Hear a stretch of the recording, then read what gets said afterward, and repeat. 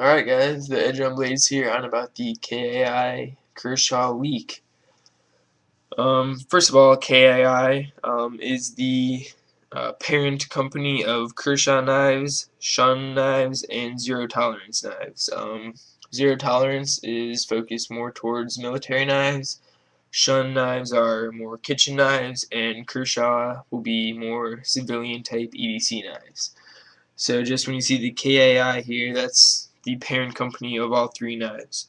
Um, and this review will be focusing on the Kershaw Leek. This is one of Kershaw's most popular designs. It is designed by Ken Onion, and it is a speed-safe, assisted opening, I would say medium-sized folding knife. Here's the knife right here. As you can see, I have two of them.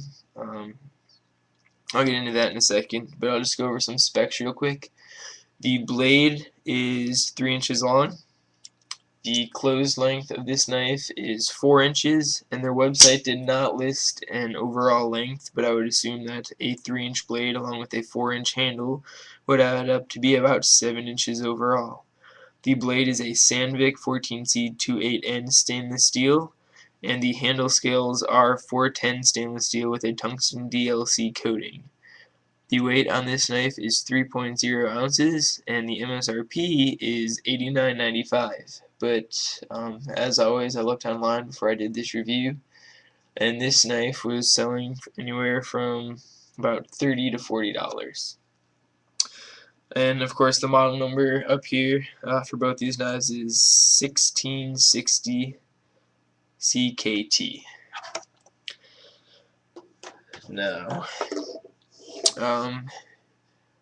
you just look at the knife. I'm going to talk about it, and then I'm going to give you close-up views of everything.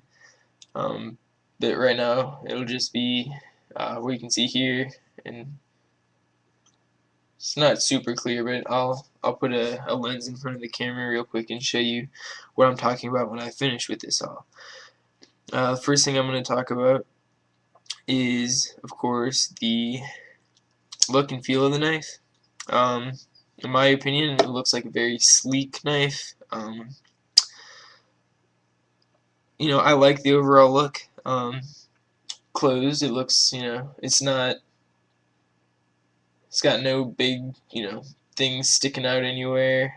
As you can see, it's pretty thin. And it's just a nice little EDC knife. What I really like is this flipper handle right here. A lot of knives, especially in my opinion, the SOG, like the Twitch and the Twitch 2 and things like that, the flipper handle sticks out much farther than it needs to. And when the blade is open, that flipper handle protrudes down, in my opinion, much too far, just for looks. Now, for function, perhaps in thrusting or something like that, maybe a reverse carry or a reverse grip like this, having that little extra bit of metal to kind of keep it from, slipping down would be beneficial. But I think, just even in the reverse grip, this is fine. This will not go anywhere. And as you can see, it's streamlined here, and it fits nicely with the handle. The handle scales, it's a nice, almost like a finger choil right here, and it's just a comfortable knife. And I say comfortable, and when I say comfortable, I mean for EDC, just everyday tasks. Cutting open, a bag of food or something, cutting some rope, something like that. This is a fully plain edge. They have tons of variations and varieties on this knife. This is one of Ken Onion's most popular designs. In my opinion, I'm sure you can find someone to argue that. Say no, the scallion or the chive, something like that would be more popular, but this is, in my opinion, probably one of the most well-known Kershaw knives. So that's something to consider when also buying it. If you want something with the Kershaw brand that is popular and time tested, I think this would be a great knife. In the construction here, we have 3 body screws along with a pivot screw. The pivot screw and the 3 body screws right here are all Torx bits, as well as the reversible pocket clip for either tip up or tip down carry. And it's even got a safety right here, which I'll show you a close up in a second. Basically, there's a Torx bit and it's attached to a piece of plastic here.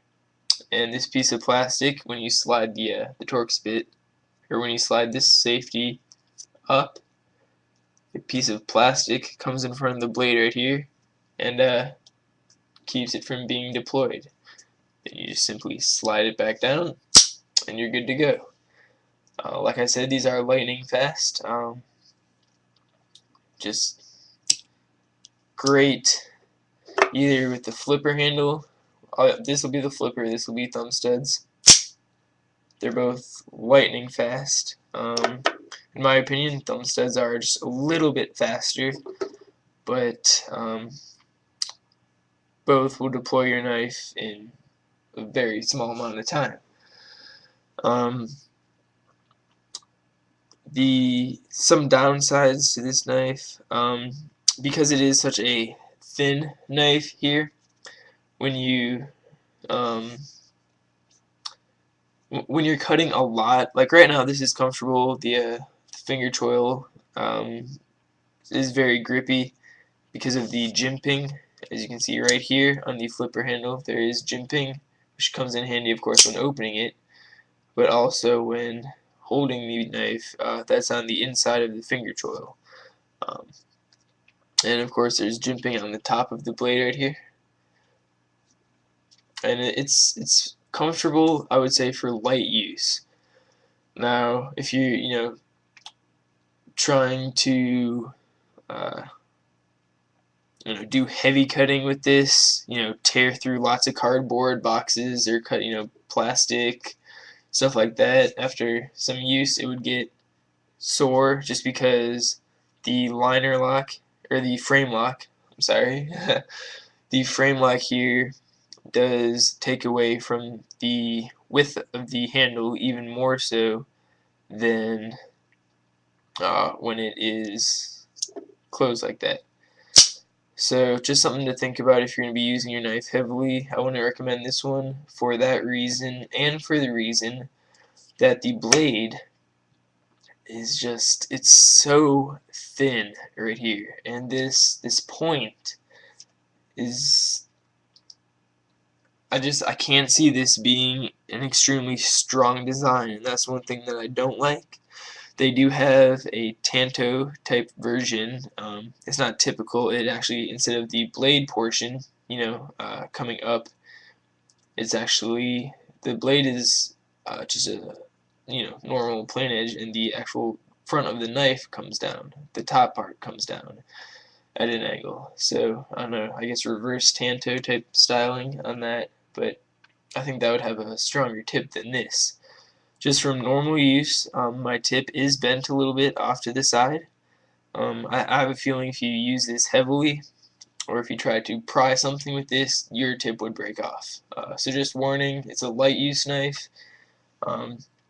Obviously, because it is so thin, it's great for penetration. You just have to be careful what you're stabbing into, because again, this tip is, in my opinion, not as sturdy as it could or should be. I'll see if you can see this. I'll put it right here and just watch the blade right here. I'm gonna twist it back and forth. You can see the whole blade kind of bending around, and I just don't think that that is safe for a knife to do. The lockup on this is relatively tight. There's a little bit of side-to-side blade play. There is no up and down blade play, however. Let me check the new one. Again, just a little bit of side to side, but not much up and down.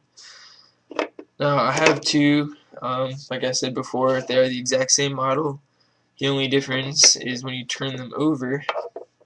This one is out of the box, just for collecting purposes.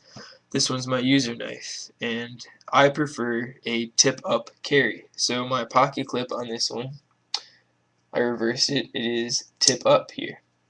Alright?